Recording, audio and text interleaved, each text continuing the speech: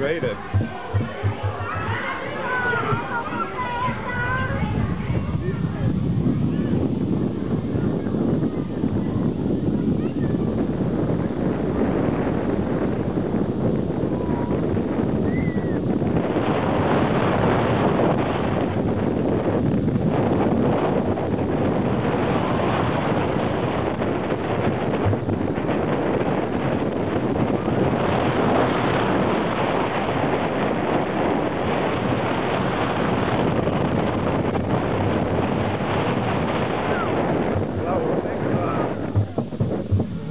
Laat de gordel vastzitten en blijf zitten tot het karretje stopt bij het eindstation.